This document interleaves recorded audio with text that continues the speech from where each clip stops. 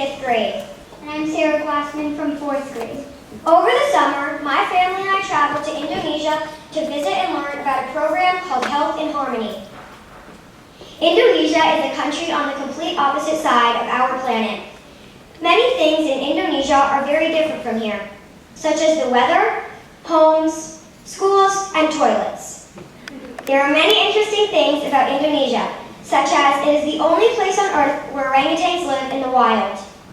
Our guest speaker today is Dr. Kinari Webb, the founder of Health in Harmony. I think that she is a really awesome person because she is a doctor for humans, but she also helps trees and animals all at the same time. Thank you. Let's welcome Dr. Kinari Webb.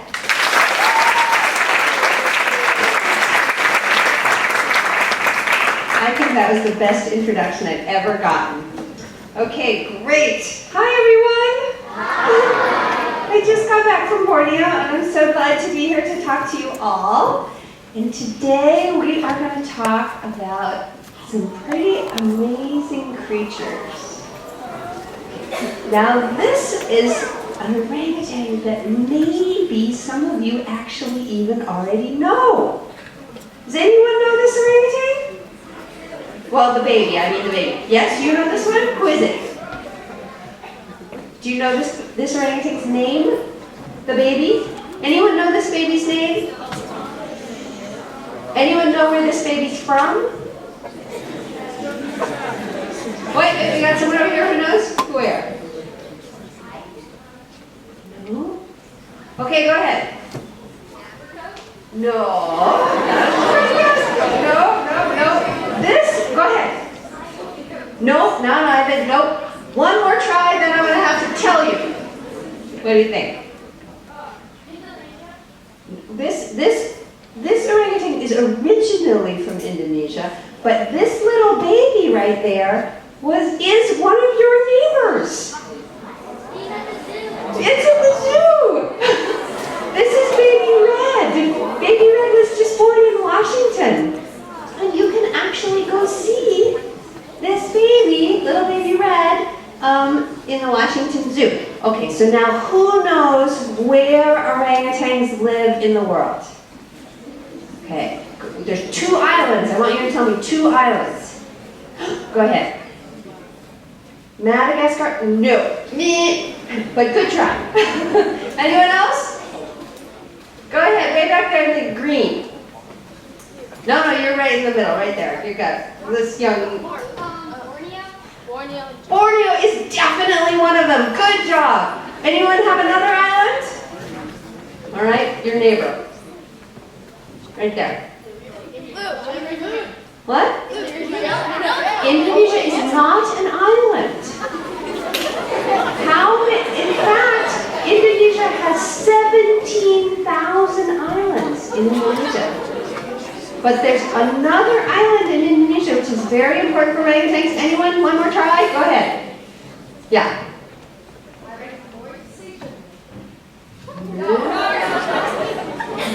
Okay, looks like I'll have to give the full information. Wait, one more? Okay. Go ahead, try. Nope, not Hawaii. Nope. Borneo and Sumatra. These are 2 of the islands in Indonesia. Okay. So these are Asia, that's right. So these are the only places in the world where orangutans occur. They're not in Madagascar, they're not in Africa, they're nowhere else except for those 2 islands, which makes them very precious. And when I was in college, when I was 21 years old, I got to go spend a year and live deep in the rainforest in Borneo. And if little Baby Red had been born back then, it was said that an orangutan could go from coast to coast on the 3rd largest island in the world, because Borneo is the 3rd largest island in the world, without touching the ground, because there's so many trees. And that is a picture that was taken right when I was there 21 years ago. And that's where I lived, deep in the rainforest. It was so far to get even to the nearest village. And I was studying orangutans. But sadly, even back then, sometimes you could hear that horrible sound, the sound that I least like in the world. Do you know what that sound might be? What?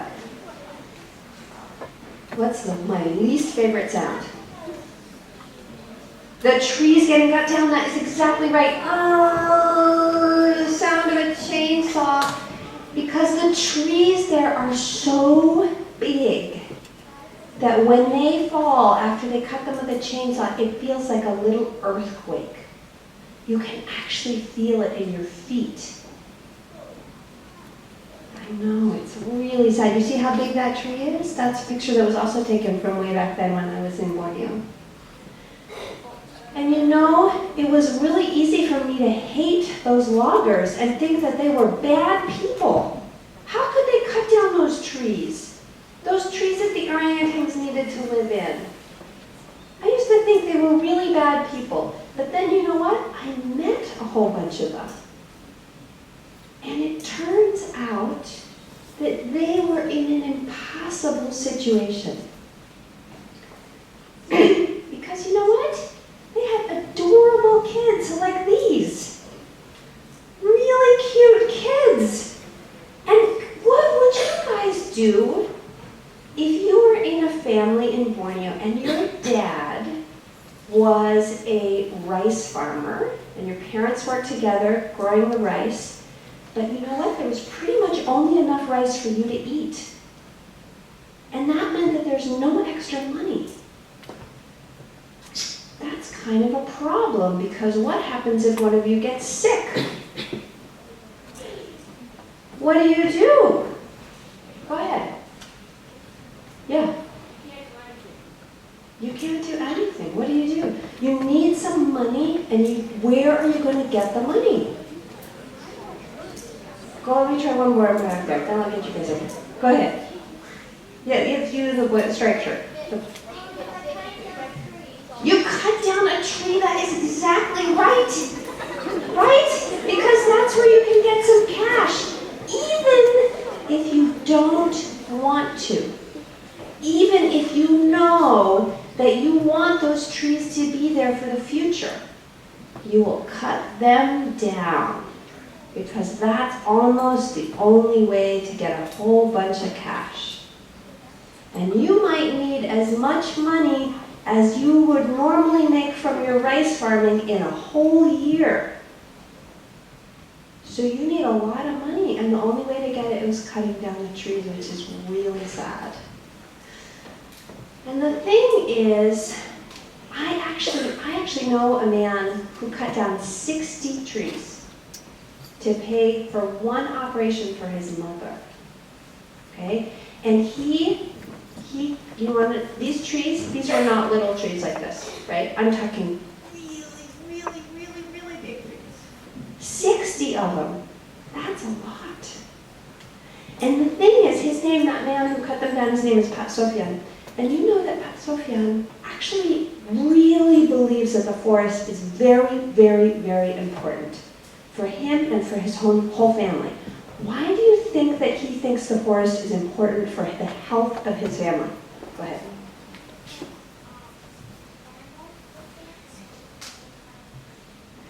Because animals live there and animals are a big part of the food chain. That is exactly right. What else? Go ahead. Yeah.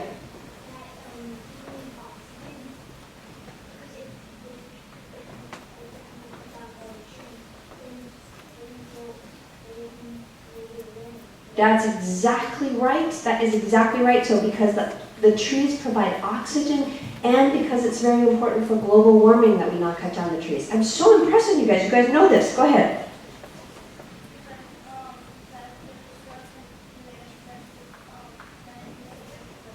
That is exactly right too. There are plants that you can use for medicines, and lots of the people there use medicines from the forest. Go ahead. Yes.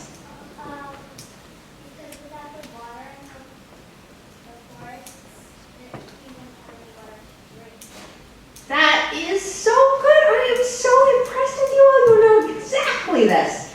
And that is right. So you can see that picture of the rice field right there and the forest behind it. And the water comes right down from the forest and it feeds the rice fields. And the rice fields feed the people, okay?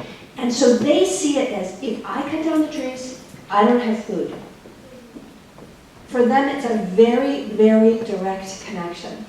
They also have a cultural understanding, okay? So they have a cultural belief that if you cut the trees, then like spirits come from the trees and they make you sick.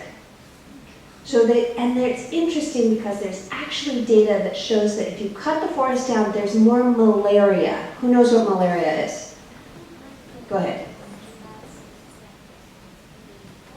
It's a bad sickness that can be lethal. That is totally, totally true. And it comes from mosquitoes. So probably when you log the forest, there are more mosquitoes. And then, of course, there's all these orangutans who are so precious. And remember, they only occur on the islands of Borneo and Sumatra. And those islands have had the fastest rate of deforestation of anywhere in the world. So it's very sad, and we really want to protect those trees. So I decided that the best way to save the trees might be with one of these. What's this? It's a heart. That's true. It's about love. What else is it? It's a stethoscope. So I went back to medical school. I came back to America because you know what? I realized when I was in Borneo just how lucky I am. Because I was born in the richest country in the world. How many of you were born in the richest country in the world? The United States. Okay, so many of you have been born in the United States or you got to come here. So you are very, very, very lucky. And when you get that lucky in life, you have a responsibility to share it. You have a responsibility to help the people who did not get as lucky. And one of the things that makes me so lucky is that I got to go to a great school. Did you guys get to go to a great school? This is a great school. So I went to medical school and then so that I could go back to Borneo. And that's what I did. So then I teamed up with this amazing woman. Her name is Hapanom Sawu. She's an Indonesian woman. And then the two of us, first of all, I went for a year. I traveled all over Indonesia looking for the right place for the program. And then we decided that the best place was actually going to be Gunung Palem National Park on the island of Borneo. That's that big island I told you, the third largest island in the world. Now, how are we going to save the rainforest? We got to save the rainforest, and we got to help the people. What are we going to do? Go ahead, tell me.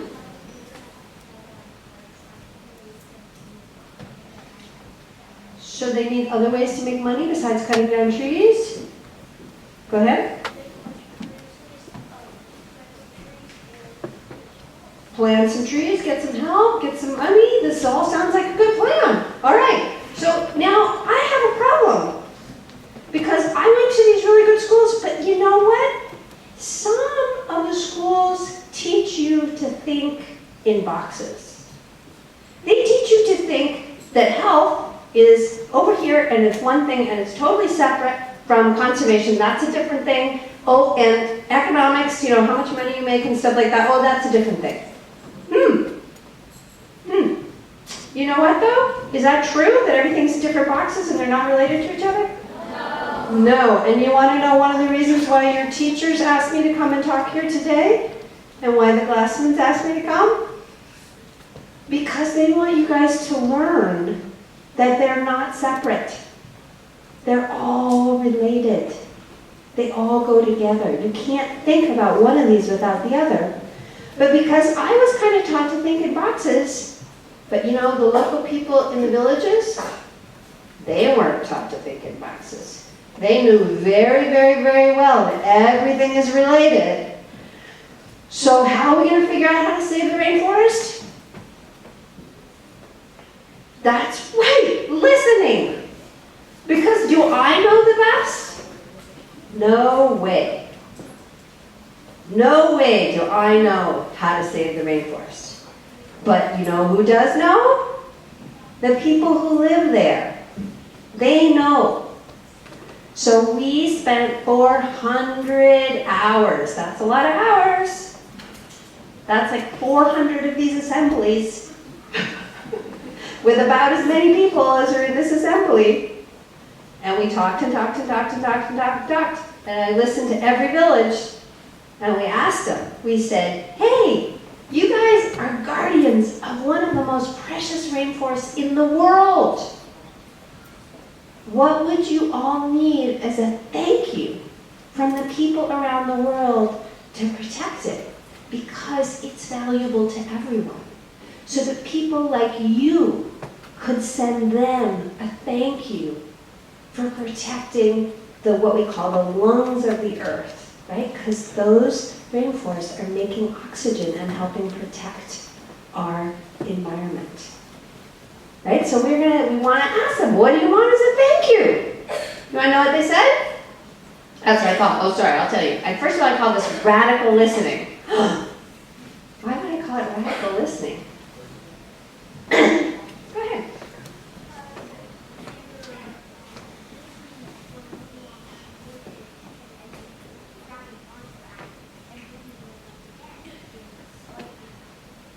I love it. You guys are geniuses. Okay, so listening for a really long time, and then we are grabbing onto what they say, and we are really doing it. That is exactly right. And it's the opposite of what most organizations do. What do most organizations do? Who knows what most organizations do? Go ahead. To do things without listening to people, and mostly they like to come in and say, I know how to fix this problem. I went to a really fancy school. I'm the most important person here. I know how to fix it. But that's not the right way. So, those are the reasons. This is what they asked for. They said, we want high quality, affordable health care. Like I told you, right? They said, we can't stop cutting down the rainforest if we're worried about our children dying. And they're right. Of course they can't stop. They would be wrong to not cut down the rainforest if their child was sick. So we got to get them another way to be able to get health care. And then the second thing they said is, we want training in organic farming. Who knows what organic farming is? Go ahead. I keep picking on you.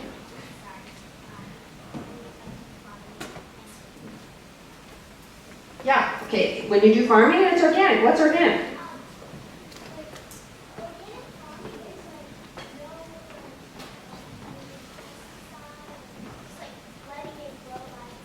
No using pesticides, letting it grow by itself. That is right. Okay, so that's kind of surprising that that's what they asked for. In fact, I was extremely surprised they asked for that. I thought that was weird. And I said, well, I don't understand. How come you can't just talk to your grandparents and ask them? And they said, because the traditional form of farming here is that we cut down some rainforest and we burn it, and then we plant a crop of rice and it grows up. But you can only do that 2 times in the same place before there's no more fertilizer in the soil. Okay? And then you have to cut down some more rainforest and do it again, and you keep moving and you keep moving. And you know what? They said, I didn't say it, they said, that's not working anymore. It used to work when there was lots of rainforest and not many people. And it doesn't work anymore. So they said, we heard that you can plant in one place and you don't have to buy those expensive chemical fertilizers. But we don't know how to do it. Can you teach us? So that's pretty interesting. So the funny thing is, I like to joke that what you need in one place in the world just happens to be, we have too much of that in another place in the world, right? So on one of the islands in Indonesia called Java, there are amazing people who have been farming with really good organic methods for thousands of years. So it was really easy for us to call some people over from the next door island and say, can you come teach these people? They already spoke Indonesian. It was so easy. And you know what? I was just there a few weeks ago, and or about a month ago now, and I talked to this man, and he told me that 80% of the people in his area have already started farming organically because it works so much better. Okay, so then how do we get really good health care? The doctors in Indonesia, first of all, it's really hard because we didn't have any doctors, so we had to call them from other places of Indonesia. And then we had to train them because they weren't that well trained. But where in the world are there lots of doctors who make plenty of money? Go ahead. Yeah. America, you are right. Lots of countries around the world, but America's one of the big ones. We got lots of doctors here. And you know what? Lots of those doctors have plenty of money. They're happy to fly over to Borneo. And they also often feel like they wish they could make a difference in the world. They want to save rainforests. They want to train people. And they want to learn. So they come on over. And they give thousands of hours. They come for free. They pay their own way. They come and they work with our young Indonesian doctors and they teach them lots of different things. And they also, at the same time, learn. In this picture, it may look like Dr. Ewan from Stanford, she's the one on the right, is teaching Dr. Nomi, she's the one on the left, but that's not true. In this picture, it's actually Dr. Nomi who is teaching Dr. Ewan. And they become really close friends because when you get to work really closely together, it's this wonderful bond. You get to be like really just, yeah, like there's a word in Indonesia, it means sahabat. It means your very closest friends, the people who are close to your heart. So, that's how we do high quality. How do we do affordable? What's affordable mean? Who knows what affordable means? I already called both of you. I better call on someone else. Yeah, I called on you too. Here you go. There you go. The girl in the pink pants. What's affordable mean? What? That you can pay for it. That's exactly right. So here are these people in Borneo, and we don't want them to cut down trees to pay for health care, right? So what do? We also want them to be able to really value their health care. So we do want to charge for it.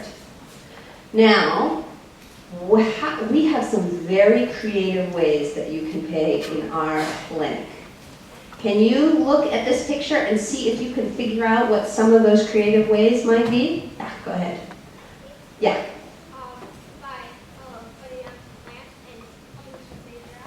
That is exactly right. So you can pay with seedlings in our clinic. You can pay with seedlings that we use for reforestation. We use for reforestation, and we do some amazing things like an orangutan corridor so that the orangutans can get between two different parts of the rainforest. And it's already working. Okay, so yeah, you can pay with seedlings. What else?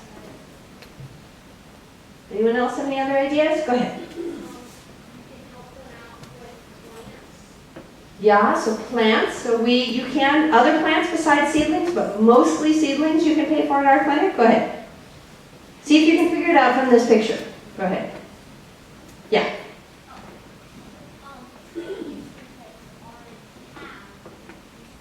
Yes, that's exactly right. So trading in things that you already have or you can make. Do you see those beautiful mats in the back? So people can trade mats that they make, and they can trade beautiful baskets and things like that. Okay, what else?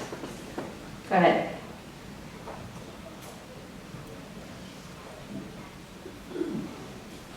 trade medicines that's not working for you. That's actually a good idea. We do buy back medicine, so yeah, that's kind of true. Yeah, good idea. All right, one more try, and then I'll tell you some of the other ones.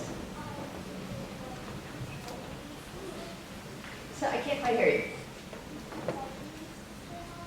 Vitamins. No, that's a good idea though. That's the person that's the little kid on the, see the little arrow? See, they trade in these things and then they get the medicine. So, the other things that are not actually in that picture, you can trade poop.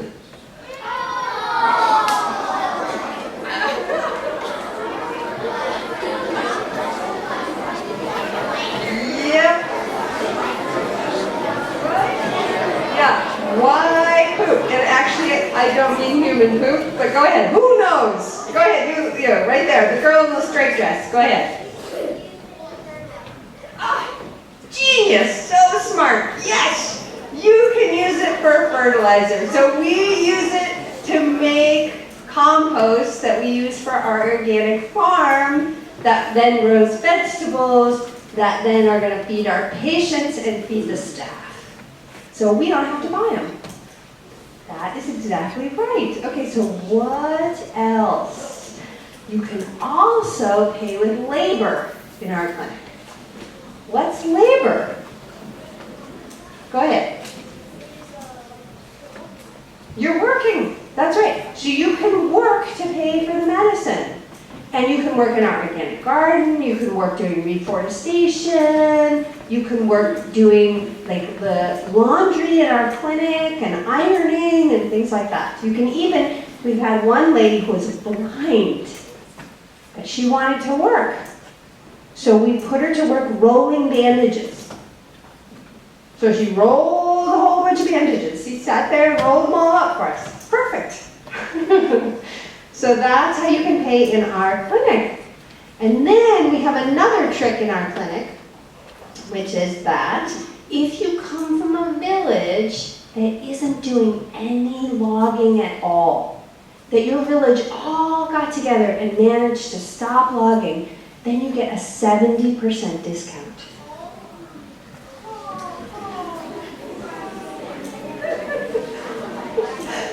Oh, yeah, that's pretty cool, huh? So everyone, like if you work together, then you can get this big discount. Now, who pays for the discount? Me? Well, yeah, sort of me. I mean, I don't actually have any money, even though I'm a doctor, because I worked for 7 years for free.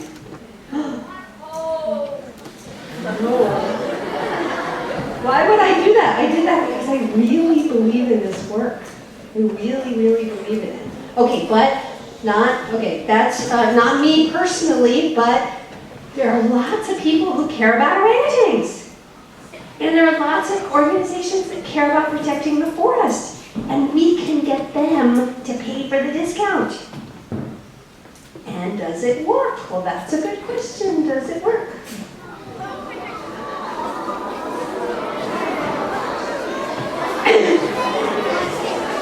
Because do we have to choose between who we want to save? Do we have to say, oh, we're going to save this cute little kid, but no, we're going to just let that baby orangutan die? Or we're going to say, oh, no, we want to save the baby orangutan, we're just going to let that little girl die? No? No. Oh, we've got some votes to save the orangutan over here. Well, you know what? I actually want to save both. And you know what? It turns out that the best way to save the orangutans is to save the little girl, right? Because otherwise her parents might have to cut down the tree. But in our clinic, they don't have to cut down the tree, right? And then the best way to save the little girl so she has a healthy, happy life is not cutting down trees, which is good for the orangutans. So we call this win-win. What does that mean? It's win-win. That's probably it. Double win. Okay, what does that mean?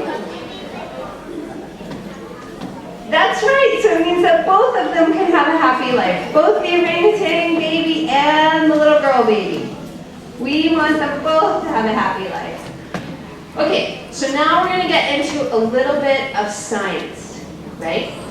Yeah, because science is very important and graphs are very important, okay? Now, I don't want to see those yawns. This is very important. Okay, here we go.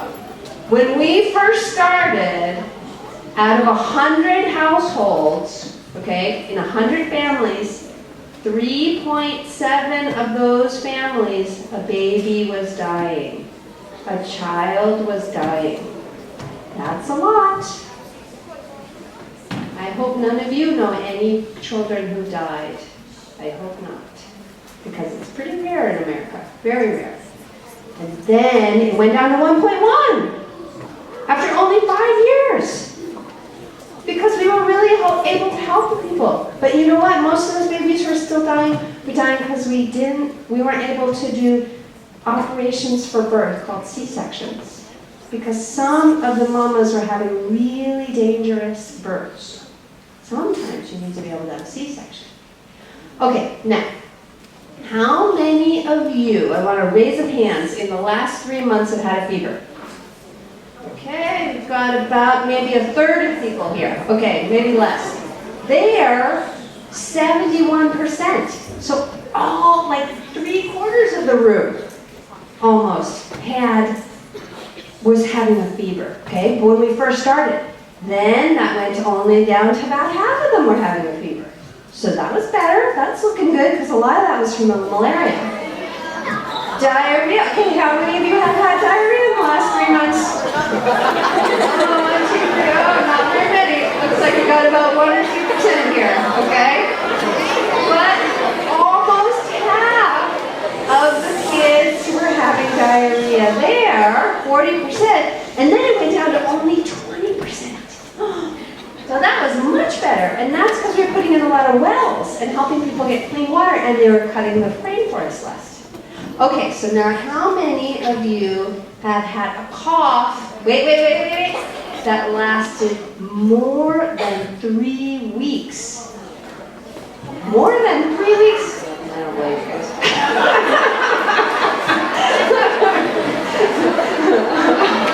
More than 3 weeks? Really? I don't know. All right. Anyway, some percentage of you guys had that.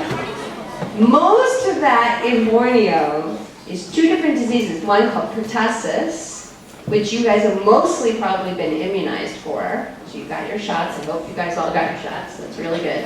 And then it's also tuberculosis. Who's ever heard of tuberculosis? Who can tell me what tuberculosis is? Okay, let's see. Who knows what tuberculosis is? Go ahead. Yeah. A disease of your heart. Okay, it's actually, this tuberculosis can go to your heart, so that's a little bit true. What else? What? A lung disease. It's absolutely a lung disease. It's a lung disease that makes you cough blood.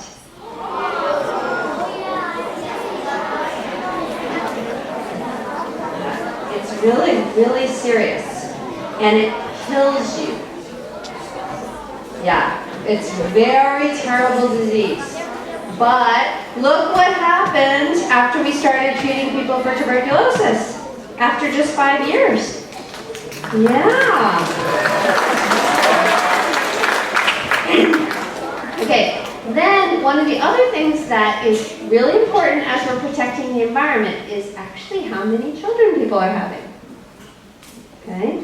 Now, the average number of kids that the moms were having when I first started was 3.1.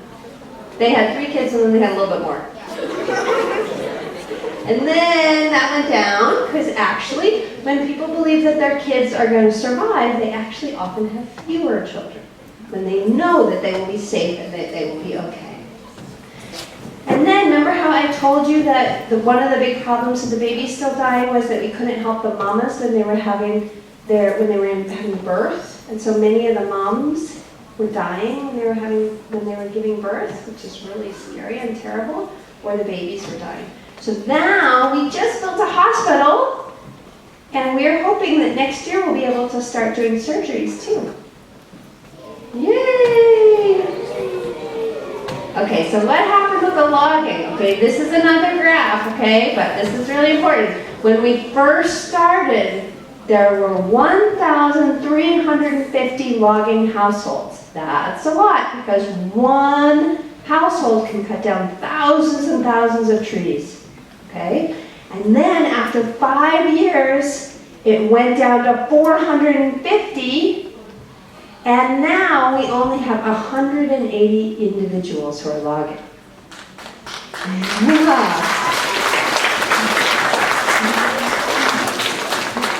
So what did I tell you about win-win? This is win-win. This is saving the rainforest and saving the saving the people. Now, this is another interesting thing. So what were all those people who used to be logging doing now? Farming. So 52% of them are now farming. And I talked to a man really recently, and he told me that he made $90 in 1 month. Okay, now that may not sound like very much money to you. If we divide it, it's about $3 a day. Okay, now you may not think that's very much money, but when we started, the average income was 47 cents a day. How many of you think you could survive on 47 cents a day?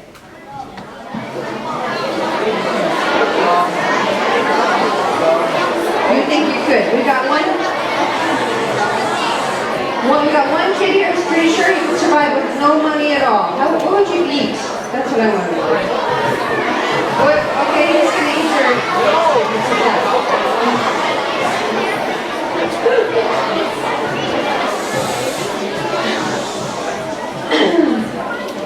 Okay, so what I'm telling you is it's pretty hard to survive on that little money. But $3 a day is actually more than, so in the World Health Organization says that absolute poverty, the poverty where you can just barely survive, is $2 a day. So these guys are doing better than that now, and we want them to do a lot better yet, but they're still doing good. Okay, so this is the impact of one place. Okay, so what have we done? Well, we saved almost 2,000 orangutans. Woo!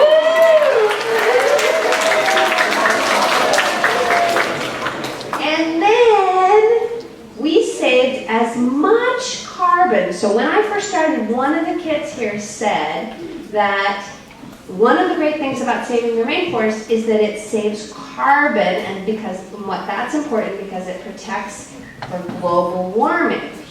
Okay? So the amount of carbon in the trees, so if you cut down all the trees and you burn them all, it releases all this pollution, okay? The same kind of pollution that we release when we drive cars and we fly in planes and we do all that kind of stuff, right? But the amount of carbon that we saved was the same as 7 years of all the cars, all of them, all the heating, all the, what else uses electricity and energy?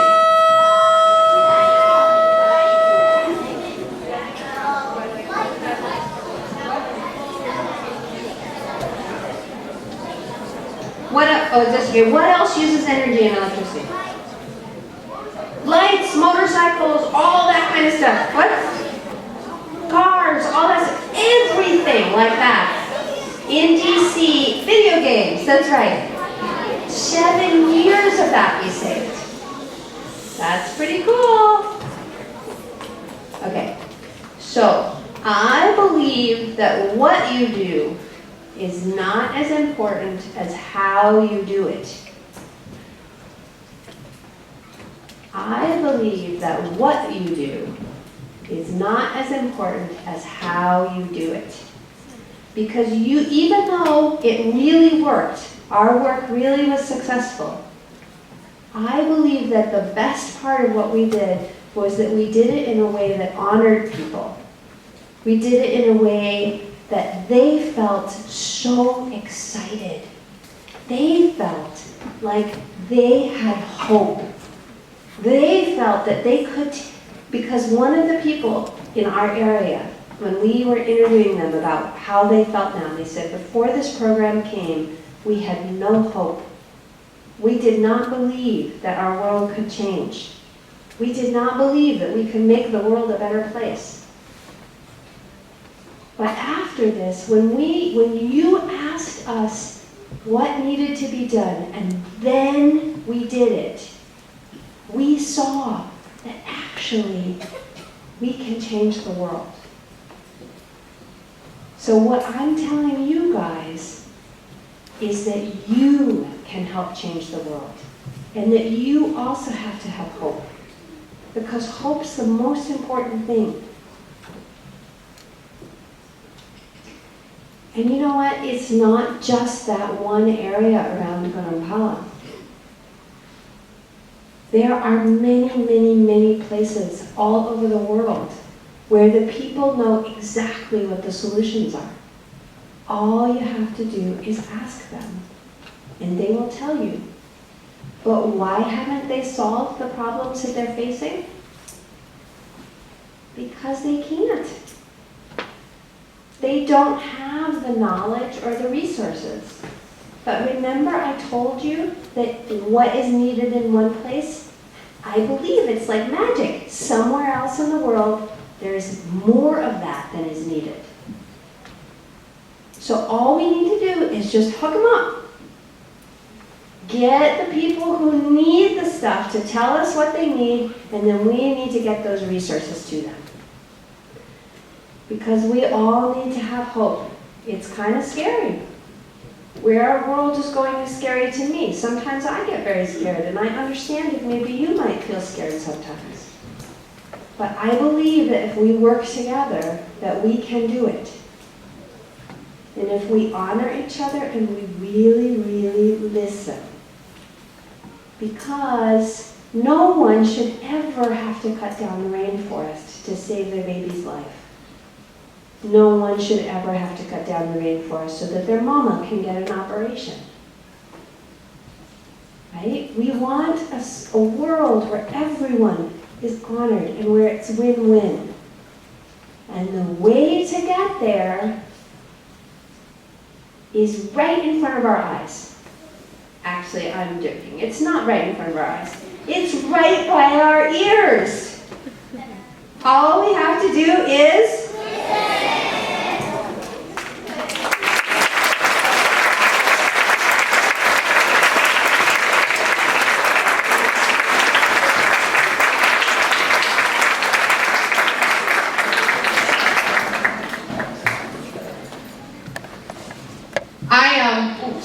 I want to really take a moment on behalf of the Langley School to thank you, Dr. Webb, for being with us. This was a really wonderful, wonderful opportunity for our students to learn from you, so I want to say thank you. And I'm very, very impressed, Langley students, with your deep thinking. Dr. Webb asked you some really good questions, and you had some wonderful answers. So again, thank you so much. It's been just an honor and privilege to have you at our school.